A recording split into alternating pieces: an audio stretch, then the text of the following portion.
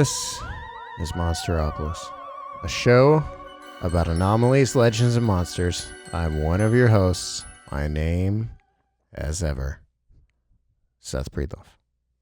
Joined as always by my pal, Mark Metzke. Greetings. Hello. Hello. Today, your two spooky co-hosts bring you a smattering of werewolvian goodness. Okay, so this week we don't have Heather. Next week we might have Heather. So you'll have to stay tuned to see what happens. It's a surprise. It's a spooky surprise. Spooky surprise. You scared me. Where'd you come from? It's just Halloween, just appear. Heather Mosher joins us here on Monsteropolis. Asking me now how that Seriously? I know. As we were talking, Yeah. as we were making announcements and talking about nonsense, I'm like, this is all out of the main YouTube version. That's why you should be a squad member. That's why you should become a channel member. That is true. So you can just hear the ramblings. You can hear an additional amount of content with each episode, either in the audio version or the channel member version of the show. Quality. Yeah, it's just Additional. Mark freestyle, raps Yes. at the Brilliant. beginning of each episode. Yep. Andy throws a beat on and I just go. This week we're talking about Wolfman, which I have extensively looked into this topic, so I was very excited about this particular topic episode topic. To episode. Episode. Yeah, so we're gonna rip into it. So let's talk about it right now. Mark, why don't you lead? Okay. Well, let's start with the film and I'll dial it back from my extensive retelling of the plot. If and I the remember sub- correctly, Andy cut a large chunk of that out of the main I version was, of the yeah, show. the showrunner told me not to anymore. Oh. So, what do you know? So here's my little synopsis. Wolfman, The Wolfman for Universal Pictures came out in 1941. It was written by Kurt Siedmach, who wrote 38 movies for Universal Pictures in total. And I have two quotes from him that I like a lot, both of them. His first is, "I did a lot of research for this movie, but most of the film was made up." So there are hints of Wolfman lore, and there are some ways in which it hews somewhat close to the legendarium of Wolfman and werewolves. But one of the most central parts of the Wolfman is the little 4-line poem that is spoken throughout the film 3 times. And it goes like this. "Even a man who is pure in heart and says his prayers by night may become a wolf when the wolfbane blooms and the autumn moon is bright." And everyone in the movie says that it's just known. And the culture of the surrounding area has known that for centuries. And Siedmach made it up. He just wrote that himself. That's super cool. But it's come into, now people think of that as very much linked to what makes a wolf a werewolf, a wolf man or wolf woman. You have to have these ingredients that are found in the poem. Wolf woman. Haven't you heard? Yeah, Wow, it's crazy. Yeah. in Rougarou. What? There's Yeah. a story By I know. Joe? in Rougarou. Yeah, I've seen it. Yeah. You've seen it? You've I've heard of seen the it? movie. You've heard of it? Yeah, Maybe you know it so... better by Skinwalker. Skinwalker. Oh, that one. The Howl of the Rougarou. That's all you needed to that say. one. Yeah. Now I'm tuned in. All right. So it stars Lon Chaney Jr. as Lawrence Talbot, and this is sort of the career-defining role for him in terms of monster movies. What's interesting to me is that Siedmach wanted a more psychological approach in the original story, and the way that was going to play out on screen is that you would never see a wolfman head or face unless Talbot was looking into a pool or a mirror or something like that. It's only his own reflection that he would see the werewolf, because he wanted it to be more of a, is he really a werewolf or not? But in the movie, it just says, yeah, he's a werewolf. He's just there. It's true. Yeah. And so finally, I mean, the main point of the film, Siedmach says, and he wrote this in an introduction to a book about the film, that the pivot point of the movie, what it's all about, is that bad things happen to good people, and there's not much you can do about it. Very uplifting. Right, it is. And it's how do you handle it when, you're fated to become, in this case, a werewolf? Because you really couldn't get out of it. In the end, he has to die, essentially, in order to be freed from the curse, although Lawrence Talbot comes back in sequels, but that's more Universal Pictures than anything else. So what I thought was interesting about him saying that is that there is sort of a fatalistic approach then to the whole werewolf mythology and the things that surround that. And we can talk about some of those old stories, I think, as a jumping off point from the film. I'm familiar with those stories. Oh, I know you are. Good. I hear Wolf you woman? reciting them as you walk around. What? You and I have talked about that, the creation of the lore surrounding that movie as being like basically wholesale, like myth building. And I think that's such a cool aspect to that particular story. Was there a book that movie was based on? Kind of like Mary Shelley had Frankenstein and there was Dracula, but there wasn't.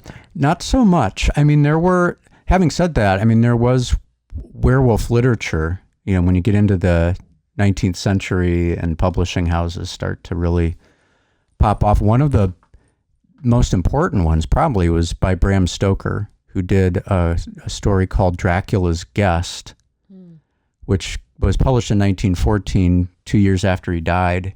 And it was, in a sense, it was a cheat because it was a super long chapter of Dracula that they took out and his widow had it published. But in it, a guy who is, Jonathan Harker is walking through a mountain pass, and he stumbles into this weird graveyard and is evidently seduced by a voluptuous vampiress and is saved by a large black wolf who prevents that from happening. Guardian. So that's a section in Rougarou. Howl of the Rougarou. Yes. Skinwalker. Howl of the Rougarou.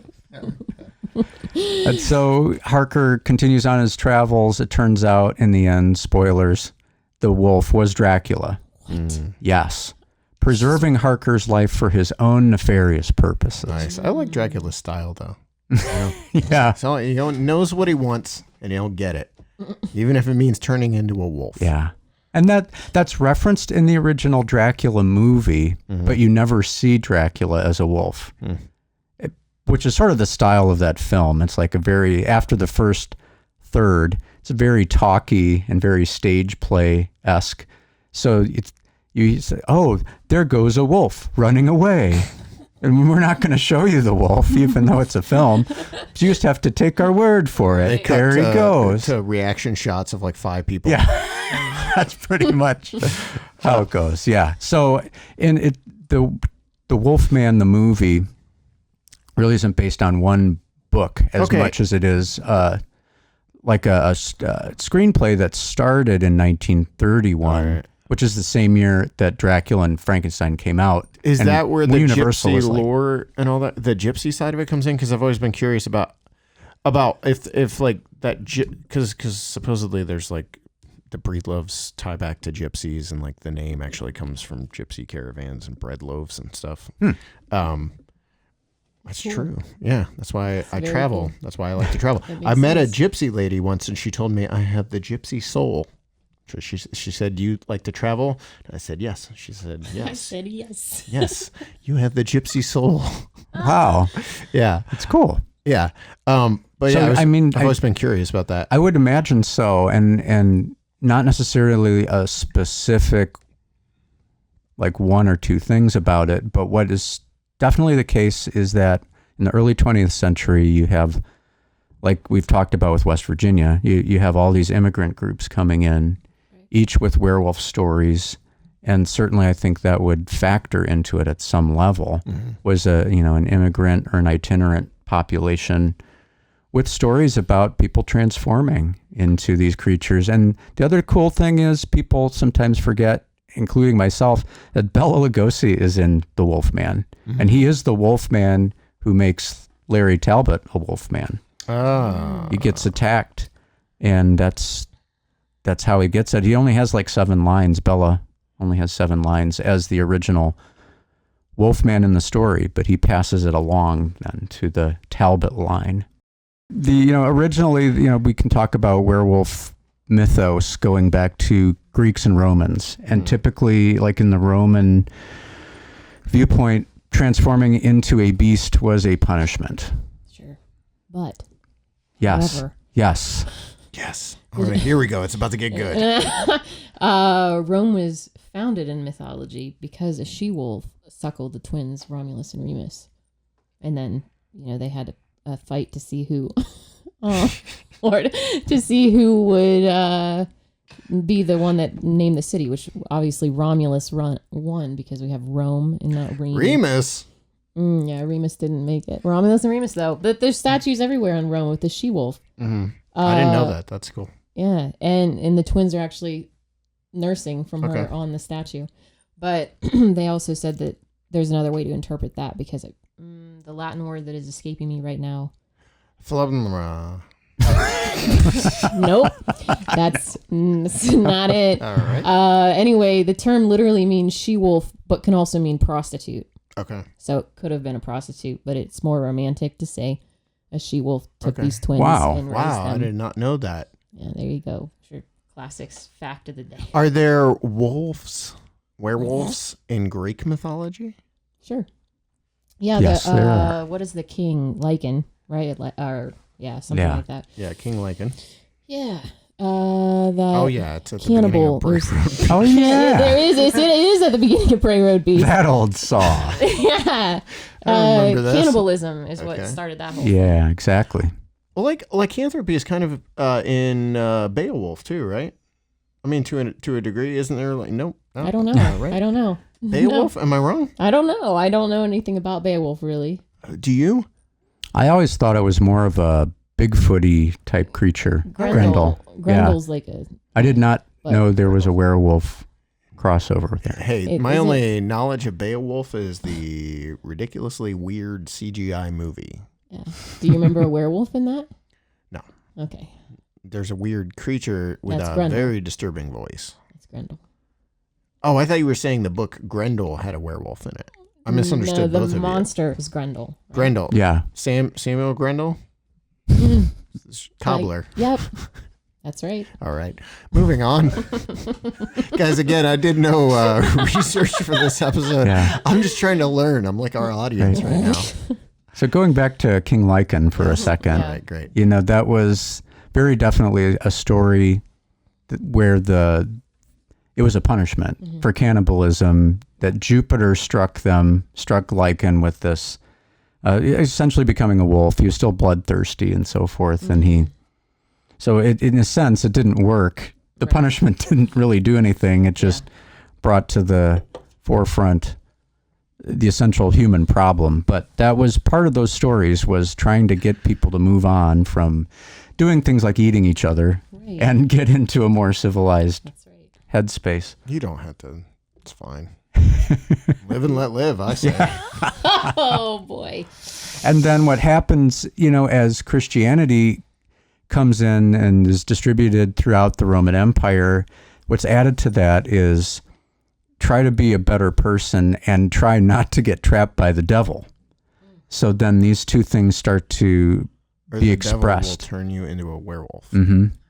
Yeah, and so that is a thing. Like in the Wolfman, there's a pentagram that keeps appearing as a symbol. Really? Yeah, it's on the cane with which the Wolfman is finally killed. A silver cane, things like that. That's cool.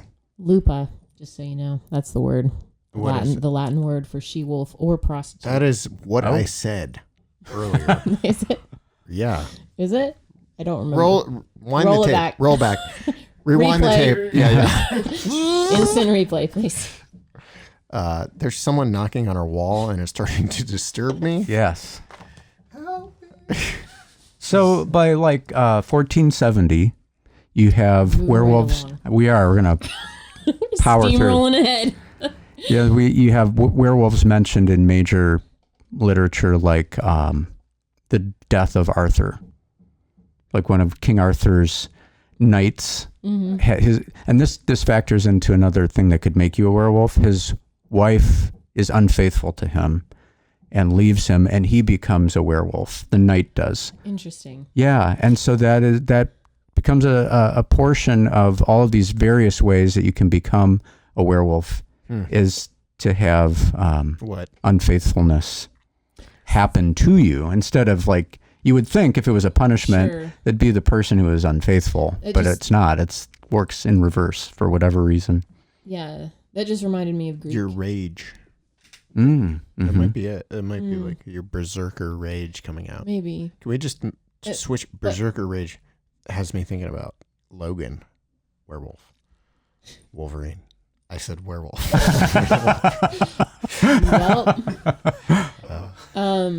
Again. No. Forgot to research. The idea of not the person that is wronged being the one cursed is interesting.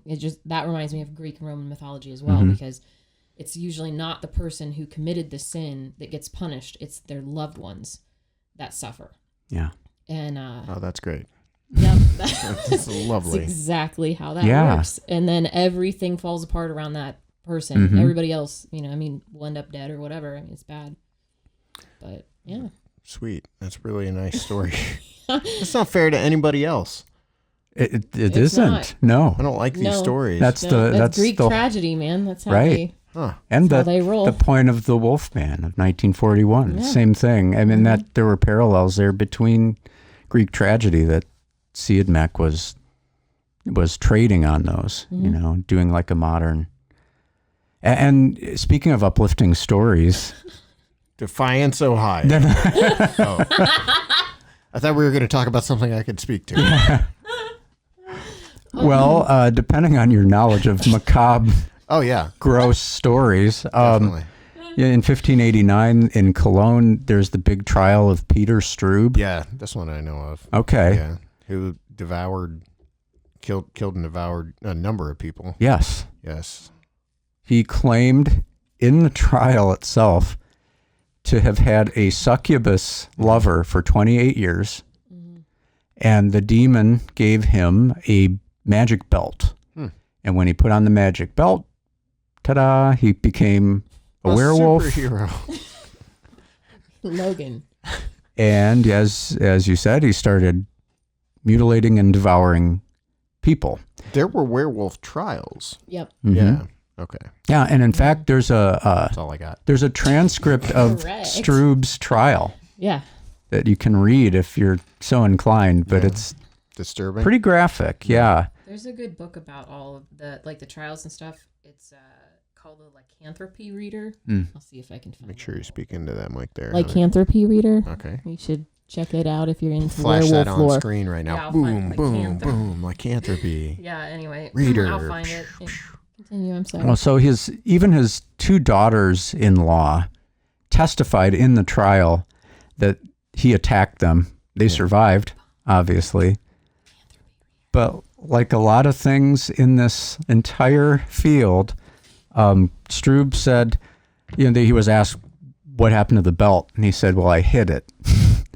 Ooh. And he hid it in some valley somewhere, and it was never found. It's never been found to this day, but that would be an interesting story starter, would it not? On the trail of the Struble belt. That's true. Yeah. So he was found guilty, obviously, and the sentence was to have his flesh yanked off with red hot pincers and his bones smashed by a hatchet. Good God. Oh, and he was decapitated. Before or after? I think after. I think that was like the final straw. That makes sense. Ha. Yeah. Hey, man. Bring that back. So lycanthropy is public execution? I think so. It seems like quite a theatrical thing to not be public. There's actually a number of woodcuts of this process. Then it appears as if that was a... The woodcuts have actually appeared in some STM stuff. Yeah. Not the like the Dismembering punishment. part. Right. with There the- is a headless. It's like the last one. Yeah, it's fine. That's cool. It's the collector's edition. He was all right. Shockingly enough, he came out of it and he was okay.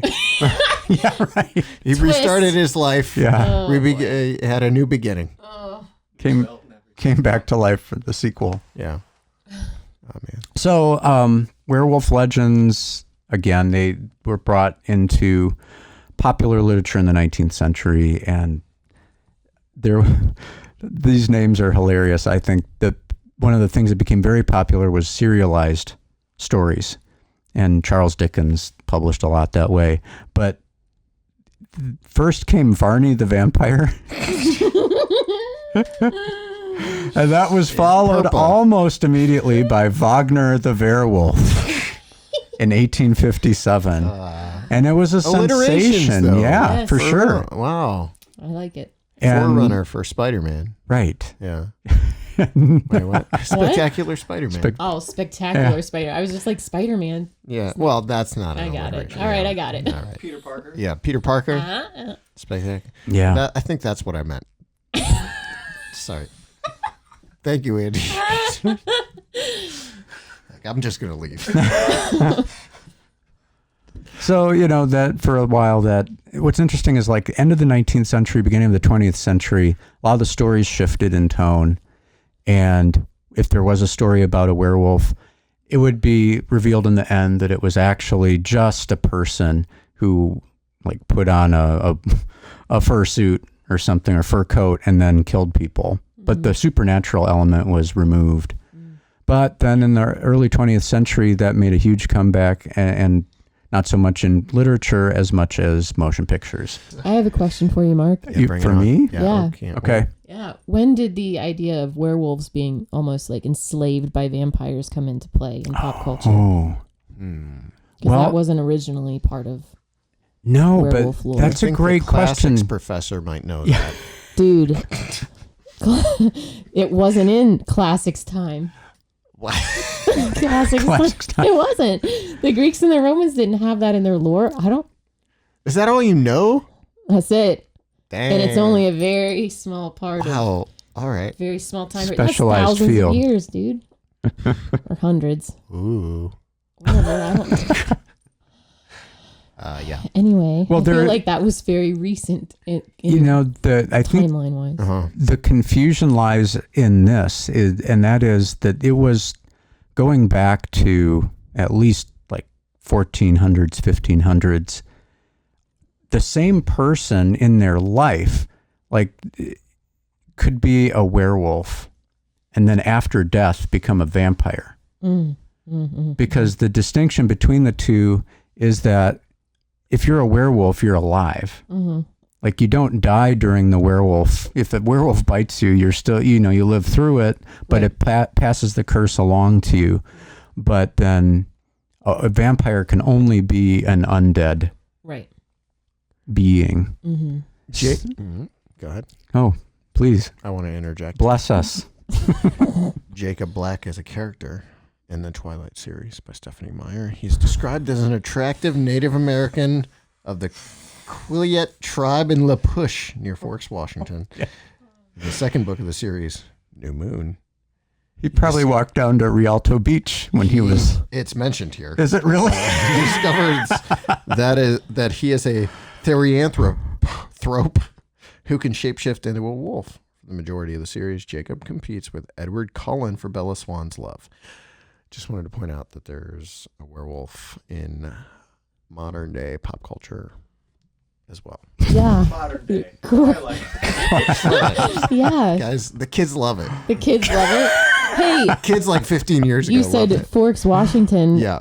So we should do a plug right now, right? On the trail of Bigfoot, the discovery coming soon. We stayed, bringing it back around. We stayed at a Twilight themed hotel resort. No, it wasn't a hotel. We stayed at a Twilight themed resort accidentally, inadvertently, A resort? when we stayed in Forks. Well, I used the term resort Loosely. kindly. Yeah. There was when we pulled in, there was a not shirtless- exactly all inclusive. Don't get that idea. Well, they wanted both vampires and True. werewolves. That's true. So it was inclusive in that way. Anyway, Like, modern day pop culture.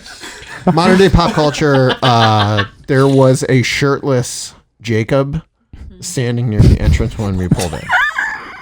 Not a real man. It was a wood cutout. It wasn't just some dude with the name tag Jacob. No. He's hired for the season. Yeah.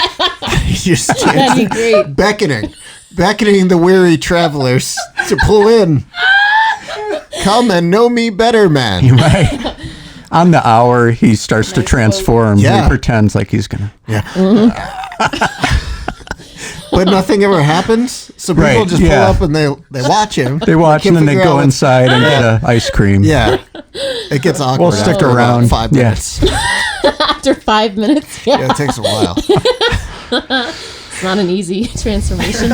Most of it is him just screaming and writhing around. You know what? Now that I think about it, it might have been like a meth addict.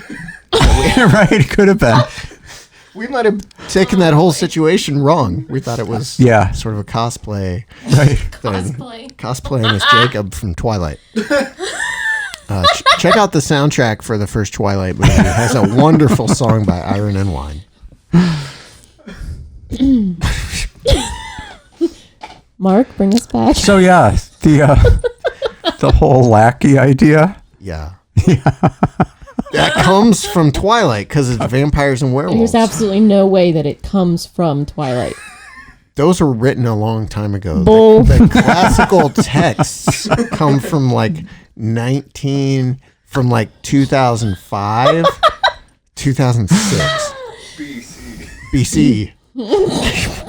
Yeah. Yeah. Yeah. They were written in Old Jerusalem, so I don't want to hear about it. The Sanskrit tablets Yeah. were translated. Yeah. The Shroud of Vampire. This is all This is all untrue. This is not true. Well, you don't know that because apparently you only know about classical literature from All right. That's from fair. the Greek and Roman Empire circa 2. Is that a time period? 2? Let's get back to Yeah. vampires. Oh, werewolves. Werewolves. I think that's a relatively late development to answer your question. Thank you. Probably more. Not as late as Twilight, though. Not quite. No. You don't know that. It might be. We don't know. Stephanie Meyer might have contributed to the lore prior to writing Twilight as a book, is all I'm saying. When did 50 Shades of Grey come out? Because isn't that like a spoof of... Or no, it's vice versa. If I knew the date, I wouldn't say it. Well, it came out on April 14th. If I knew, Even I'm not if I- admitting to it. That's Great. Oh, my. I have a question. Yeah, thank you. Well, I want to go back to that guardian idea for a second because, like, kind of explain that a little bit more because there's some other legends I ran across in Linda Godfrey's work that it's the same thing, that there's like a guardian-esque role that some of these lycanthropes occupied. Well, there was a story that we looked into for Rougarou where there was an abbot or something. An abbot? That was there. That was traveling and... Was attacked by... Do you want to tell this? Wolves? Yeah. And then was saved. By a werewolf. Yeah. Right. And then there's another story. Right. Where 2 people were out traveling and a male werewolf came up to him begging for assistance. How did they know it was male? I didn't ask You didn't the ask author. them? No. Okay. Stephanie Meyer? Nope. Okay. Anyway, male werewolf came up and asked for them to come give last rites to his dying spouse or partner, I don't remember that one. who was a she-wolf. Is that in the movie? Our movie? I think we I put cut it a in bunch there. of your stuff out. You You had cut a a lot bunch of of my stuff out. Yeah, you had a lot of that stuff in there, but I cut a bunch of it out. go. No, you did. They were Just kidding. great. No, They I'm were kidding, I'm great, kidding. but it was like one of those It things. was the art. Like you had to get a lot of art. I had for to it. get. I was filming so much art. Well, I should have just done the artwork myself. Yeah. The transition for Brett Manning to Seth Breedlove might have been a little dry. A little bit. Well, here's my she-wolf. Yeah. Anyway. She's in a Hooters shirt. Yeah. All right. They came and they gave last rites or whatever, and then the male werewolf got them back to the church safely as like a repayment. But that was part of a curse where whatever town it was, which is escaping my name now, every 7 years, a pair, a male and a female, had to leave. Oh, I remember this. Be exiled in the form of a werewolf, survive, and then come back. Because of the pear. Remember, there was some confusion on my part because I thought you were talking about a literal pear. Right. Yeah. Okay. Yeah. Anyway. Return of the pair. Yeah. But yeah, so that has come up in different lore where they've actually taken a guardian role over a human that was nearby. And then more But recent also- would be. Sorry. No, go ahead. What? Oh, I forget her name. In Skinwalker, Howler the Rougarou. Nikki. Yeah, Nikki. Yeah. Nikki's story about waking up in the middle of the night and finding the werewolf at the foot of her bed who tells her what? The werewolf tells her she has to put back things she took from the ground. Yeah, from the burial mounds. From the burial mounds. Yeah, because it was disrespecting her ancestors. So it was protecting the land in that way. Mm-hmm. But then there's also stories of like dog. I don't know if it's always dog men per se. There's so much dog as dog-like women, too. Creatures that guard like cemeteries and stuff, graveyards and things like that. That's cool. Yeah. I like that idea. Yeah. Do they have like axes? They're like black dogs. Okay, never mind. Yeah. That's boring. So boring. So here's my guardian story for you. All right, bring it. This is fun. So in medieval Europe, in the region of Livonia, a Baltic region ruled by Germans, then Russians, inhabited by a mix of Northern European peoples, was once home to an enclave of benevolent werewolves. An octogenarian named Theiss, who went on trial for werewolfery in 1692, claimed that he and his Lycan confederates fought the devil rather than partner with him. According to Theiss, says Adam Douglas in The Beast Within, Livonian werewolves of both sexes journeyed to hell on 3 different holy feast nights each year to act as the quote-unquote dogs of God. The werewolves brought iron whips to battle Satan's minions for the grain shoots of the land. Failure meant starvation for the people of Livonia. And still other Livonians tried for being werewolves, insisted they transformed only in order to fight witches, therefore distinguishing themselves, they hoped, from a type of sorcery that might land them staked or treated as Peter Strobe had been treated. That's a cool story. Yeah, in the Malleus Maleficarum, there's discussion of lycanthropes involved with witches as well. They do go hand in hand. What? I'm sorry, I'm not familiar. The Malleus Maleficarum? Yeah. The Hammer of the Witches. It was from the witch trials. There was a whole, and I can't remember the author's name right now. Germans, but had written a whole like book on how to tell if someone was a witch or if there was witchcraft in the area. Right. Then kill them. Hundreds of people were brutally murdered. Yeah, there were a lot. Okay. Was hundreds an exaggeration? No, that was an underestimation. That's an underestimation? Wow. I would say. All right. Yeah. I mean, it's not like millions. Some people claim that, but that's not possible. If you look at the population at the time, it's not like the Black Death or anything. Werewolf trials versus witch trials. witch trials. Well, the witch trials were much more. They were much more popular. That's the movie I want to see, though. Werewolf trials versus the witch trials. Make it. And it's like they like fight. They fight. I guess I just want to see a movie that's witches versus werewolves, not trials. Oh, Forget okay. the trials. Why don't you make it? Yeah, we're You working have- on it. this Small Town Monsters presents Production company. Witches versus Werewolves. It's quite a departure from our other movies. Yeah. All right. We're out of time, guys. Oh, I'm sorry. Were you done? yeah. Was she done? Okay, she was done. Okay. All right. We can come back at some point. We'll definitely come back to this. Yeah. Wow. Okay. Yeah. So Yeah, we nothing could do a about whole Defiance Werewolves then. of Ohio. That I episode, would we could. actually I would actually be down to do that because I want to talk about the werewolf in Defiance, Ohio, because we're going to be doing something about that in Someday. well American. We're making Yeah, this a little someday. movie called American Werewolves. We're making a movie? Werewolves. All right. Thanks for listening. If you want to send us mail, monsteropolismail@gmail.com. We need a new mailbag episode. We haven't done one in a little while. So send mail, monsteropolismail@gmail.com. You can also leave us a rating and review on iTunes. And if you like listening to us, you can also watch us as edited by our expert showrunner, Andy Matsky. I think that's it for now. Thanks for listening. Oh, tune in. Episode 3, Bigfoot Project. It's going to be me and Mark hanging out. Minerva. All right, goodbye.